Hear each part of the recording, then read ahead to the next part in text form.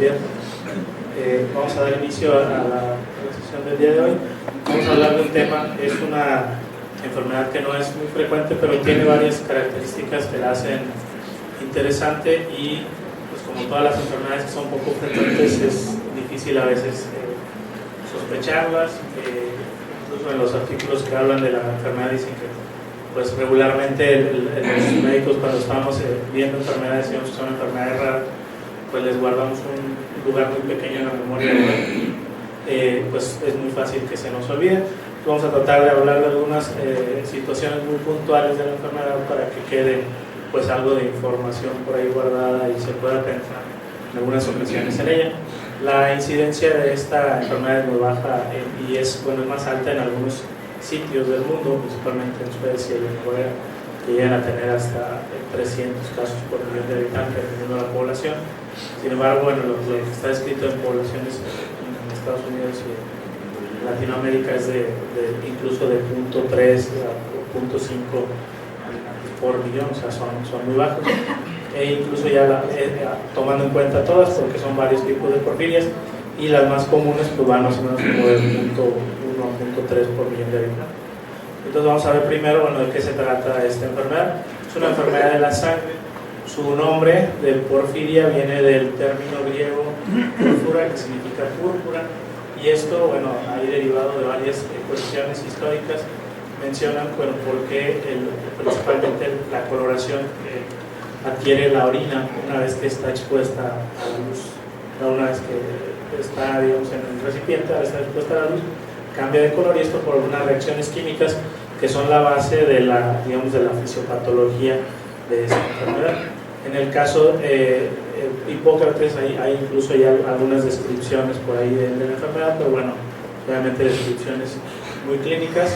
Y personajes históricos famosos, el rey Jorge III de Inglaterra, que era el denominado y que tenía cierta locura, pues dentro de los estudios mencionan, e incluso se pensó y se estuvo estudiando si podía tratarse de alguna porfiria. Ahí lo que dicen es, finalmente la conclusión es que era una enfermedad mental. Como vamos a ver más adelante, en la porfiria puede haber algunas alteraciones mentales, y finalmente aceptar en una familia con un linaje de este tipo que tiene una enfermedad congénita y hereditaria pues era difícil. Por eso consideran que no se aceptó como tal que esa hubiera sido la patología, pero en las descripciones que tienen, por ejemplo, entre otras, era el color de la orina del rey, ¿verdad? Y ya el término púrpura, posteriormente en los fenicios ellos acostumbraban a pintar de morado o de púrpura por ciertos moluscos de ese color, que con eso daban el colorante, y era donde estaban su descendencia, ahí era donde vivían y donde nacían, y de ahí viene el término porfirogeneta, o sea, la descendencia en un cuarto púrpura, y luego ya de ahí se le pone ese nombre a las sustancias que derivan en el metabolismo, que se llaman porfirinas. Y estas sustancias, al tener alteraciones en el organismo, van a producir un cuadro clínico un poco, heterogéneo, que va desde lesiones cutáneas, algunos trastornos neuropsiquiátricos, hasta, algo mezclado, ¿verdad? Son principalmente 7 las porfirias que están descritas, y vamos a ver, de dónde derivan. Yéndonos hacia lo básico, pues tenemos que en la sangre sabemos que tenemos la sangre total, si la separamos, tenemos una porción que es el plasma y la otra porción que es lo que conocemos como el hematocrito, lo que son los elementos formes de la sangre. Y dentro de estos elementos formes, aquí ya lo dividiríamos, elementos formes y el plasma. El 99.9% de esos elementos formes está dado por los eritrocitos, y estos eritrocitos, pues lo que contienen principalmente, ¿verdad?, es la hemoglobina. Los eritrocitos, cuando se van desarrollando desde una célula madre, la célula madre que puede dar lugar a cualquier célula de la sangre, para dar lugar a un eritrocito maduro, pues va pasando por varios pasos en su desarrollo, y finalmente las principales características que hacen que cambie este eritrocito hasta ser uno maduro es que el núcleo se va haciendo más pequeño y más condensado, se va haciendo más oscuro, de ser un núcleo que casi ocupa todo el espacio. Incluso bueno, ya en las últimas etapas pues se elimina del eritrocito.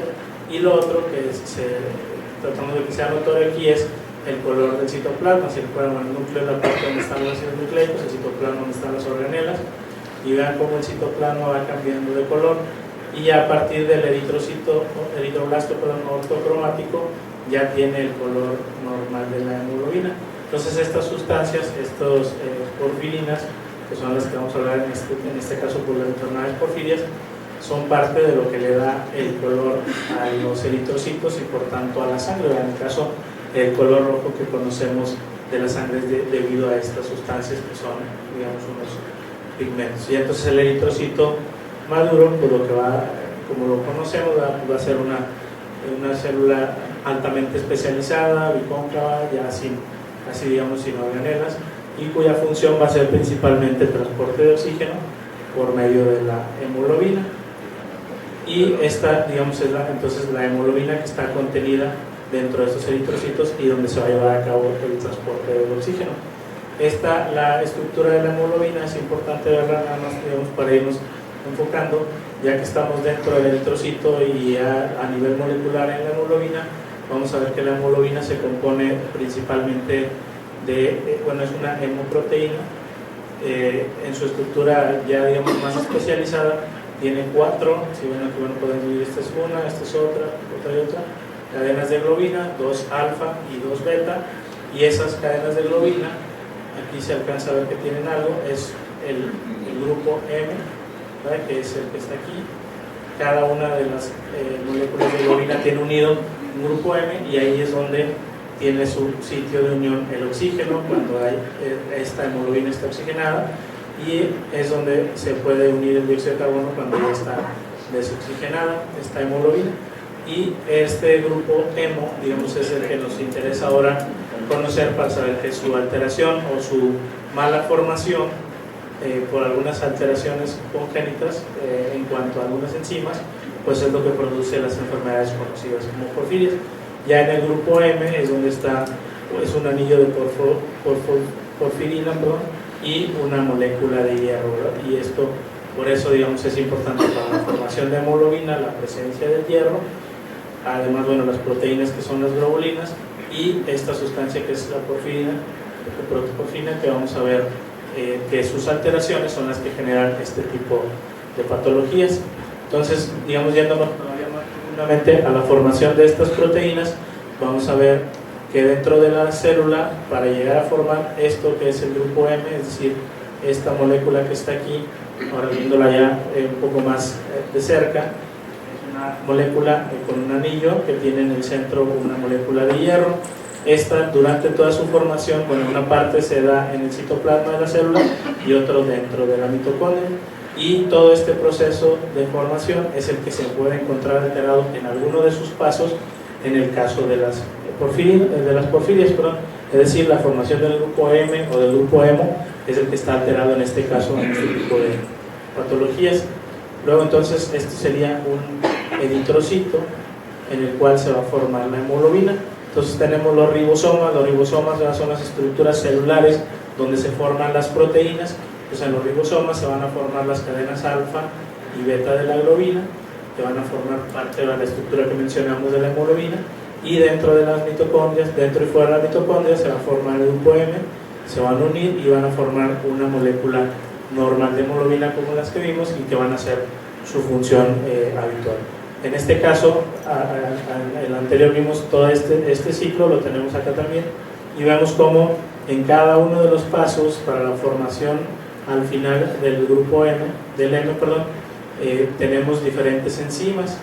Las deficiencias o las alteraciones en la función de estas enzimas van a generar los diferentes tipos de porfirias, que aquí los tenemos mencionados y lo vamos a ver en una tabla más adelante para que se puedan observar. Entonces, de manera de que la alteración en la formación de esta parte muy importante de la hemoglobina dentro de los eritrocitos, que es el grupo M, va a causar estas patologías y sus diferentes alteraciones. Y aquí vemos, bueno, ya de más cerca vemos cómo las diferentes enzimas, por ejemplo, la alteración de la enzima a la sintasa, va a producir una que se llama protoporfiria eritropoyética. La más común de ellas, que es la porfiria aguda intermitente, va a ser por la alteración de la hidroximetilvilano, y esto es lo que va a generar las porfirias. ¿Qué es lo que va a suceder cuando una de estas enzimas está alterada? Pues este paso normal hacia la formación del M se va a detener, y lo que va a hacer es que las sustancias anteriores, ¿verdad?, se van a empezar a acumular, y esas sustancias son las que van a causar los síntomas y la toxicidad asociada a estas patologías. Y ya dependiendo dónde sea el sitio donde esta enzima esté alterada, vamos a tener, digamos, diferentes alteraciones clínicas, como la fotosensibilidad, ¿verdad?, o la presencia de lesiones bulosas en la piel. Si vemos aquí, bueno, las principales, hay tres, digamos, podemos dividir en tres grupos a todas estas porfirias: las porfirias agudas hepáticas, las crónicas hepáticas y las eritropoyéticas. Dentro de las hepáticas agudas está la más común que mencionamos, que es la porfiria aguda intermitente. Aparte está otra, por ejemplo, la variegata, que está la principal característica que tiene es que es la que está más asociada con la ingesta de algunos medicamentos.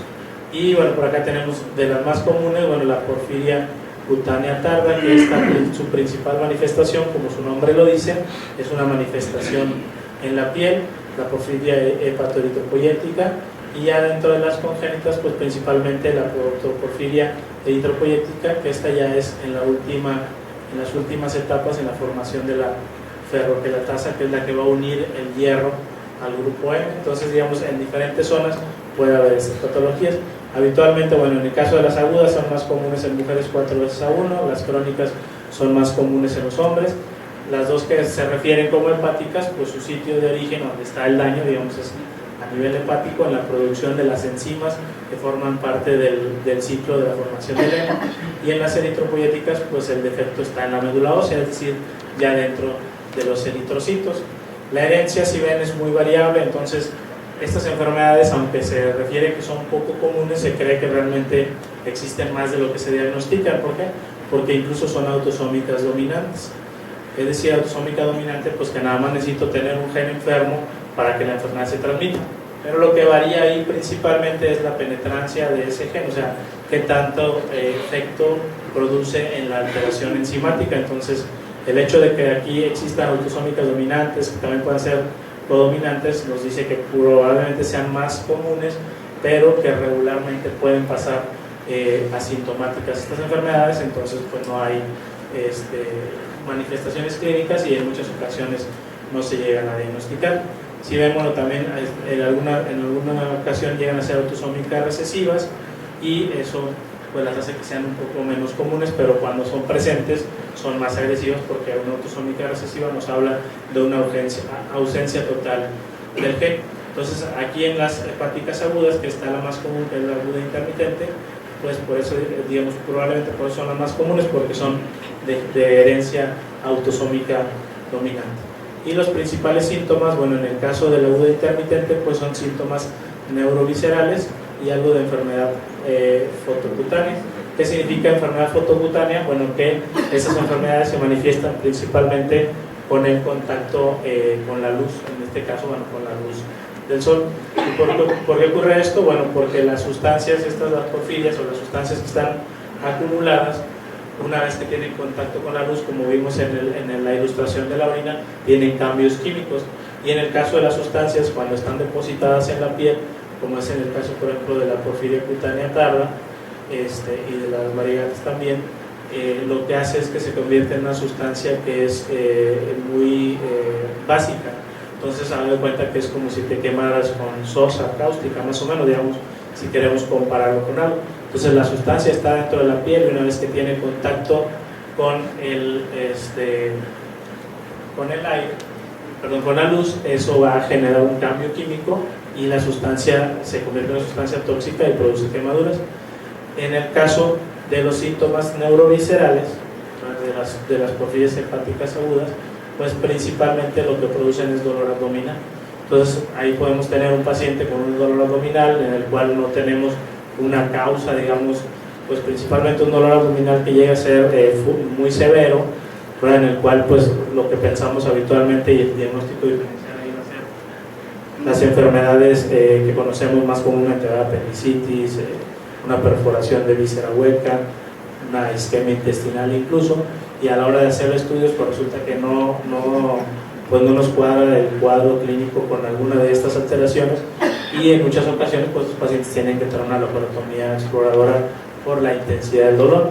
Entonces, si no la tenemos en cuenta, las porfirias, pues esto es lo que ocurre. Y bueno, pues es el principal diagnóstico diferencial, ¿verdad? Finalmente, ante un cuadro de este tipo y siendo las otras enfermedades, las enfermedades intestinales más comunes, pues lo que tienes que hacer es, por descarte, vaya, si no encuentras ninguna, entonces podrías pensar en alguna de estas patologías.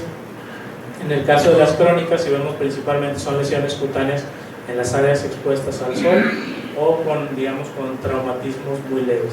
Y el problema también es que después en esas zonas puede haber hipertricosis, ¿verdad? Que empieza entonces a acumularse también vello, sobre todo en la cara. Y bueno, en el caso de las eritropoieticas, si ven, también se pueden producir ámpulas, ¿verdad? Como una quemadura de segundo grado se pueden producir, o una piel muy frágil, con cambios esclerodermatosos, también hipertricosis, o sea, aumento del vello, cambios esclerodermatosos, es decir, la piel va a quedar, después de la cicatrización, va a quedar engrosada, y en algunos casos incluso va a quedar hipopigmentada en esas zonas, sobre todo en el área. Entonces, todas estas características de estas enfermedades también la llevan históricamente a que algunos de estos pacientes los mencionaban, y se refiere, por ejemplo, que en ciertas zonas de Rumania había un poco más de estas enfermedades anteriormente. Por ejemplo, lo relacionaban mucho con los vampiros y con los hombres lobo. Probablemente las personas que llegaron a padecerlo digamos, en épocas un poco más digamos, primitivas de la medicina, pues lo relacionaban con esto. ¿Por qué? Porque eran personas que a la exposición al sol, si ustedes recuerdan, pues lo que le pasa a un vampiro con el sol, pues le molesta mucho el sol, o incluso pues la piel se les empieza a alterar, por un lado. También tienen mucha fotosensibilidad a nivel ocular estos pacientes, y por otro lado la formación del vello en la cara, ¿verdad? Que eso lo relacionan más con los otros seres ahí, digamos, mitológicos, que son los hombres lobo, ¿verdad? Y que estos dos tipos de personajes más o menos van dentro de una historia compartida. Entonces, esto anteriormente pues da lugar a muchas de estas leyendas. Se cree, ¿verdad?, que la presencia de porfirias digamos, en mayor cantidad en esas poblaciones es lo que ha hecho también que esas historias hayan permanecido. Entonces, principalmente las manifestaciones que ya mencionamos, bueno, estas son los principales tipos que hay en Estados Unidos y en Europa, como mencionamos: la aguda intermitente, la porfiria cutánea tarda y la protoporfiria, ¿verdad?, que son originadas en el hígado y en el vaso respectivamente. Si vemos aquí, bueno, en el caso de la aguda intermitente, el color de la orina va a ser normal o va a estar un poco oscura ámbar.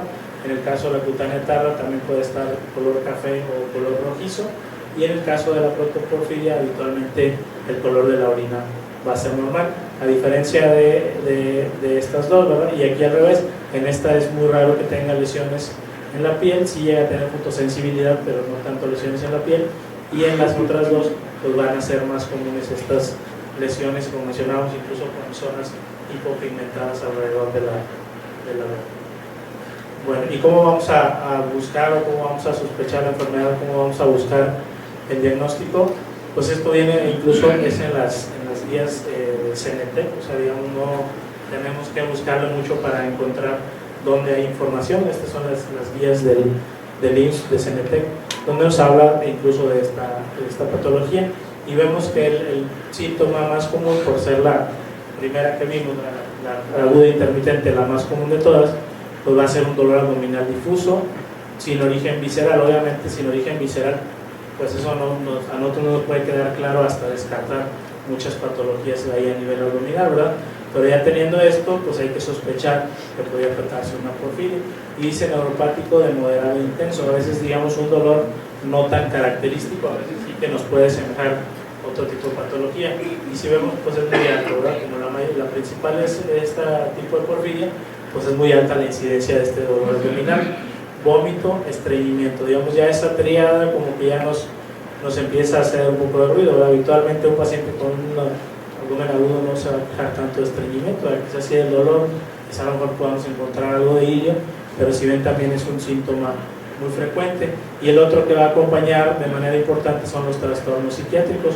Por eso es que, digamos, lo que mencionábamos de la historia del rey Jorge III, porque son muy comunes los trastornos psiquiátricos que van desde insomnio, alucinaciones, histeria, ansiedad, psicosis, agitación y delirio. Esto también lo vemos a veces en algún paciente, por ejemplo, de una edad avanzada que llegue con un cuadro clínico abdominal, pues va a ser común que el paciente esté con delirio, con agitación, con ansiedad, con lo mismo del dolor, ¿verdad? Sin embargo, pues dentro de los diagnósticos diferenciales, ya si tenemos este cuadro y no hemos detectado un origen visceral, pues serán las porfirias, ¿verdad? Una taquicardia sin fiebre, lo mencionan, pues bueno, pues ahí yo creo que asociado al dolor, pues sería difícil que no tengan taquicardia sus pacientes. Hipertensión está asociado al exceso de catecolaminas. Y luego lo que mencionábamos, parestesias, paredes simétricas y proximales, es decir, una neuropatía muy simétrica, ¿no? No como la que vemos en los diabéticos, que habitualmente es más asimétrica.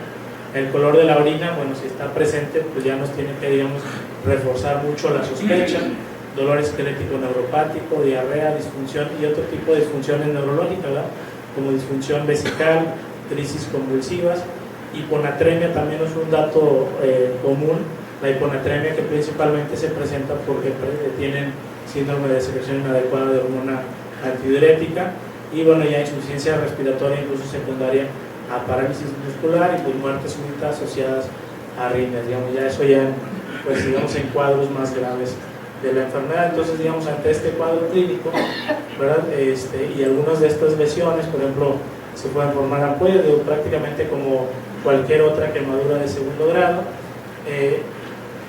Lesiones principalmente, bueno, en las áreas expuestas al sol, en la cara, como mencionamos, ¿verdad? Los ojos enrojecidos por la sensibilidad ante la luz, las ampollas, ¿verdad? Y aumento de la vellosidad y el color rojizo, digamos, entre otras alteraciones que podemos encontrar, digamos, clínicamente en esta patología. Y bueno, aparte de eso, lo que podríamos indagar o buscar es factores desencadenantes. Si vemos los factores desencadenantes, probablemente si le preguntamos a un paciente que ya cuando lo abdominal al área de urgencias, pues debe haber tomado al menos algún analgésico antiinflamatorio, paracetamol, o en un momento dado si tenía náusea, a veces algún antihistamínico, o pueden ser pues también que estén tomando algún antibiótico. Sin embargo, estos, digamos, son factores desencadenantes, es decir, muchas personas pueden tener la patología de manera recesiva o de manera dominante, pero sin manifestarse, y cualquiera de estos fármacos anticonvulsivos, barbitúricos, algunos tipos de antibióticos, los inhibidores de ECA principalmente, y los anticonceptivos orales, ¿verdad? Que eso es también, digamos, es muy importante, sobre todo cuando empiezan a tomar los anticonceptivos una mujer y empieza a tener algunos síntomas, pues ya podemos sospechar este tipo de patología. Medicamentos que tengan un metabolismo hepático también van a alterarlo porque pues van a disminuir todavía más la síntesis de estas enzimas por competencia, ¿verdad? Enzimática. Y bueno, algunos otros factores desencadenantes, la ingesta de alcohol, cambios hormonales, es decir, durante la fase lútea del ciclo menstrual es cuando más frecuentemente se puede presentar una crisis aguda, y ya en infecciones graves, en estrés y en la inanición, esto por la baja ingesta de carbohidratos. Ahorita vamos a ver que eso, la inanición o el ayuno prolongado es algo también que se debe prevenir ya cuando tenemos el diagnóstico previo de una porfiria. Bueno, y ya que tenemos, digamos, estos síntomas y estaremos buscando algún agente desencadenante, pues vamos a ver las pruebas diagnósticas. Entonces, ante la sospecha de un cuadro, debemos de confirmar, principalmente existen tres pruebas. Una es la cuantificación urinaria del porfobirinógeno, que digamos este es el estándar de oro para el diagnóstico de una porfiria aguda. Como vimos ahí, en las otras no. Como la más común es la aguda intermitente, pues con esto, digamos, al menos descartaríamos, ¿verdad?, una de las más comunes y que son las que más generalmente se asocian al dolor visceral. Excreción urinaria normal es de 0 a 4 miligramos, y hay unas, se refiere que hay unas pruebas de detección rápida que la detectan como positiva cuando hay más de 6, es decir, si sale positivo, pues ya nos está hablando de una secreción anormal de esta sustancia, del porfobirinógeno. Y en un cuadro agudo, bueno, los niveles pues van a estar incluso, se supone que arriba de 20, entonces pues estas pruebas rápidas se supone que deben de ser muy útiles para detectar un cuadro agudo. Y bueno, se sugiere que los servicios de urgencias pues tengan alguna forma de hacer estas pruebas rápidas. Ya para las porfirias hepáticas, además de esto, pues hay que demostrar el aumento del ácido aminoleurínico para que las podamos, digamos, confirmar muy bien esto. Bueno, y en el tratamiento, ya casi por último, pues vamos a ver que depende, ¿verdad? Las porfirias agudas, qué es lo que hay que hacer, tratamiento de la fotosensibilidad y en el caso de la cutánea. Por un lado, ¿verdad?, están las heminas, que es digamos, darle el grupo E que le está faltando al paciente, ¿verdad? Es una administración de 3 miligramos por kilogramo por día, 3 a 4 días, y con esto lo que vamos a hacer es que vamos a suplir el grupo hemo que no se está formando, lo vamos a suplir. Entonces eso va a hacer que mejoren los niveles de formación de hemoglobina. Por otro lado, sabemos que muchas de nuestras producciones enzimáticas se rigen por retroalimentación negativa, entonces al tener niveles más altos del grupo hemo ya en la sangre, pues lo que va a hacer es que van a disminuir la producción, entonces de esta manera va a detener, digamos, la progresión de la enfermedad, la administración de estas sustancias, pues habitualmente no, pero aquí yo sepa no hay. Aquí yo he conocido hacia acaso un caso que sí se tuvo un caso histórico, ¿no? Porque a mí no me tocó tratarlo, lo trataron hace como 20 años aquí en la ciudad. El cuadro característico de una porfiria fue que el paciente tenía ya más de una semana internado, ya le habían hecho muchos estudios, ya lo habían operado y seguía con los dolores, ¿verdad? Hasta que pues les llamó la atención el color de la orina, empezaron a hacer más estudios, contactaron en ese caso a un hematólogo que estaba en Monterrey y ya fue que le complementaron los estudios, consiguieron la hemina, y prácticamente con eso se dio. De hecho, el que yo vi como paciente fue a un hijo de este paciente y las principales alteraciones que tiene su hijo son alteraciones neuropsiquiátricas. Él no ha tenido nunca un cuadro de dolor abdominal, pero como vimos están asociadas. Habitualmente los médicos de contacto, digamos, de contacto ya habitual con un paciente con una porfiria va a ser el hematólogo, el neurólogo y el psiquiatra, por las manifestaciones que vemos, ¿verdad? Que tienen neuropatía, que tienen alteraciones en la formación de la hemoglobina y las alteraciones neuropsiquiátricas que llegan. La eliminación de factores precipitantes, ¿verdad?, como en todas las enfermedades. Entonces, si ya lo estamos sospechando, pues a lo mejor nosotros mismos evitar agregar o continuar con algunos de estos tratamientos. Si es un paciente que está con anticonvulsivantes, pues tratar de cambiarlos por anticonvulsivantes que no sean descritos dentro de los que pueden agudizar una porfiria. Y lo otro es la administración de carbohidratos, sustancias, digamos unas soluciones glucosadas, 400 a 500 miligramos al día. Y esto debido porque los carbohidratos, la glucosa, va a ser un efecto supresor en la primera enzima de toda la vía, que es la sintetasa. Entonces con eso vamos a detener un poco el ciclo de formación del grupo hemo y por tanto vamos a detener todo el resto del ciclo y disminuir la formación de las sustancias tóxicas que mencionamos. En el caso de la fotosensibilidad, pues barreras físicas, los filtros solares y también se sugieren los betacarotenos, principalmente en la eritropoyética, que es las que son originadas en la médula ósea. Y este betacaroteno lo que va a hacer es que actúa como depositario de los radicales libres que se están liberando y entonces va a disminuir, digamos, el efecto dañino que están teniendo estos radicales libres en la piel. Como efecto colateral de los betacarotenos, pues vamos a tener un paciente que va a estar con algo de pigmentación amarilla, pero van a disminuir mucho sus síntomas a nivel cutáneo. En el caso de la porfiria cutánea parda, la flebotomía, ¿verdad?, en caso de que esté contraindicado, se sugieren algunos otros fármacos, ¿verdad?, como la cloroquina o hidroxicloroquina, y bueno, también evitar el consumo de alcohol y, como mencioné anteriormente, el consumo de estrógenos pues puede ser un desencadenante común para la porfiria cutánea tarda en las mujeres, sobre todo, digamos, porque son fármacos de uso más o menos habitual, tanto terapéutico como su uso principal, ¿verdad?, que es como anticonceptivo. Bueno, y por último, pues básicamente un algoritmo, ¿verdad? Este algoritmo, bueno, hay otro muy parecido en las guías NT, ¿verdad?, que pues, se puede hacer un chequeo rápido y con eso tomar, digamos, más o menos qué se puede, si el paciente podemos estar sospechando, si lo estamos sospechando, ver lo que hay que hacer.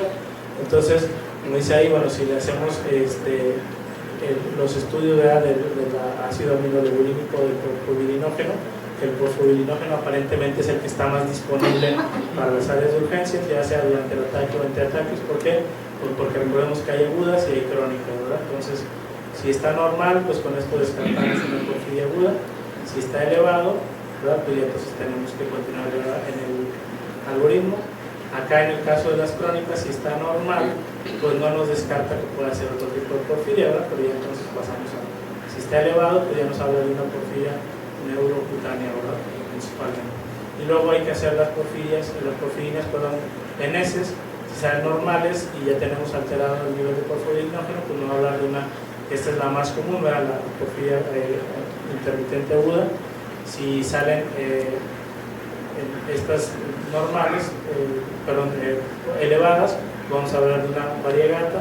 Si están elevadas, también podríamos hablar de una porfirina hereditaria. Y ya si están normales, pero teníamos algunas otras alteraciones, podríamos hablar de la porfirina, pero si salió normal, estamos buscando una crónica y en las heces también está normal, pues ya la descartamos, pero a nivel crónico. Es decir, acá con esto descartaríamos una aguda, y si estamos entre ataques, primero descartamos que se trata de una aguda, y si descartamos también a nivel de heces, pues descartaríamos como patología, digamos, del cuadro clínico, una porfiria, ¿verdad? Y principalmente, bueno, como mencioné, son enfermedades pues que está descrita poca prevalencia. Sin embargo, pues como mencionamos, al ser una enfermedad autosómica dominante, sobre todo la más común, pues es probable que por ahí alguna vez hayamos tenido alguna, ¿verdad?, con manifestaciones no muy graves, y pues simplemente pasamos. Afortunadamente, los cuadros de porfiria aguda llegan a presentar en la vida de los pacientes, cuando es una aguda, entre 3, 4 cuadros en su vida, y ya después no los presentan. Habitualmente los llegan a presentar entre los 20 y 40 años de edad, más o menos es el rango de edad. Es decir, ellos ya tienen la alteración desde nacimiento, pero esta digamos, manifestación se llega a presentar más comúnmente a esas edades. La mortalidad, también afortunadamente por esta patología no es muy alta, pero pues en algunas ocasiones esta puede estar, o la mayoría de las ocasiones puede estar asociada a que no se llegue al diagnóstico y no se dé, digamos, el tratamiento adecuado al paciente, por lo cual creo que es importante conocerlo, además pues de que finalmente es digamos, pues parte importante de la formación de la hemoglobina, pues que es una sustancia pues, es pues básica dentro del organismo. Muchas gracias.